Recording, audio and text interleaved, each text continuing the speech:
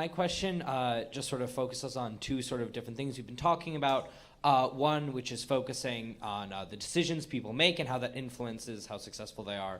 And two, you made a comment saying, in America, we don't afford you, equality of wealth or things like that. We give you equality of access. Well, equal access to rights, not equal Okay, access. Okay. There is a difference. What I mean by Yes. equal access to rights, obviously, is I mean that no one's going to get in your way, that the rights that you hold are the same as the rights that I hold, but when I'm and if somebody blocks them, then that's blocking your access. But what I don't mean is that a person who has $1 million in the bank is equally situated with a person with $5 in the bank, because obviously that's stupid. Yes, and I would agree that that's stupid. Good, we're in agreement on stupidity. All right. Yeah, something we can agree on.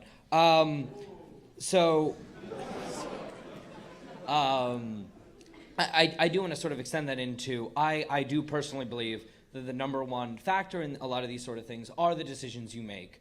But a lot of what affects your decisions is sort of where you start out, and sometimes that's like a long sort of cultural argument and things like that. True. But other times, it's something more basic like, well, if you weren't born into as wealthy a family, it's harder to go to a nicer college, and you're pressured to take another job so you don't finish high school, or you have to take care of, it's a single parent household, which you didn't decide, your parents made poor decisions. Yes. But then you have to take care of your little siblings or things like that. So then it becomes harder for you to maintain your job and you lose that. So I think there's a lot of sort of things that 100% affect this those is correct, yeah. three sort of key tickets you've talked about that are heavily influenced by factors entirely out of a person's Well, I control. mean, not having babies out of wedlock is definitely not influenced by factors beyond your control. I mean, unless you have uncontrollable genitalia.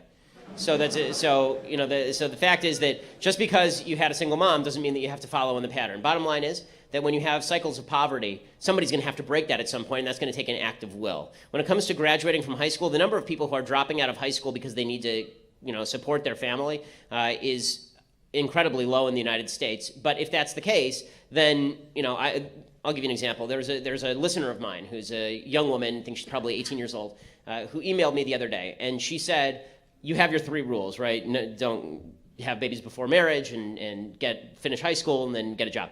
And she said, I love your show. I agree with everything you say. I also broke one of those rules. So I have a baby. I had a baby when I was 15 years old. And what should I do about that? And I said, I replied to her, and I said, well, what's your social structure like? What, do you have your parents nearby who can help out with your kid? Do you have a church that you belong to, people who you can rely on? And she said, well, I'm not really a member of a church. I don't have like a huge social structure. I have my mom. My mom's also a single mom, because there are these pathologies where there are generations of single mothers. And so what should I do? And she said, well, I went ahead and I got my GED, and now I'm trying to go to community college, but I don't have money for childcare.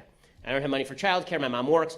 So what should I do? And I said, well, why don't you put together a GoFundMe and get it to me, and I'll push it out there. And so she sent me a GoFundMe. I put $100 in the kitty, and an hour and a half later, she had $6,000. The reason that I did that, and the reason that I tell this story, is not because I'm such a wonderful dude, although I am. The reason that the reason that I tell this story is because there is a world of willing people who are willing to give and help you escape these things if you want to make the effort. There's whole groups of people out there. There's whole organizations dedicated to helping you escape making bad decisions, dedicated to helping you get out of poverty. And if people need to find these things, then please email me, email your church, email your synagogue. There are entire religions dedicated to this. And this idea that there are these inescapable chains of poverty, that no decision you make can help you escape these things, if that's true, then we're not doing a good enough job on a private level. But I don't think it's true. I think the American people are the most generous people on the face of the earth, statistically speaking. That is eminently true.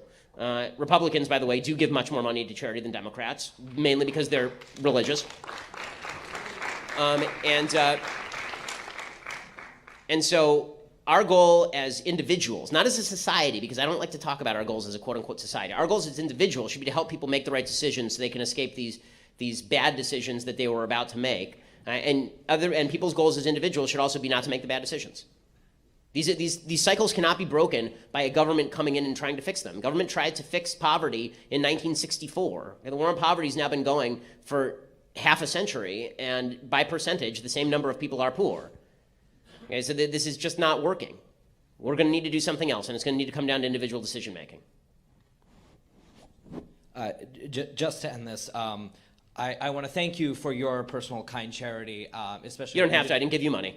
I can thank you for your kindness to others, and I am very appreciative of everyone who does that. I just personally don't believe that that's going to be the solution for everyone out there. But once again, I thank you for coming and speaking here, and I thank you for advancing the cause of charity, even if you do it in a way that is politically different from my own. Well, thank you. I appreciate that.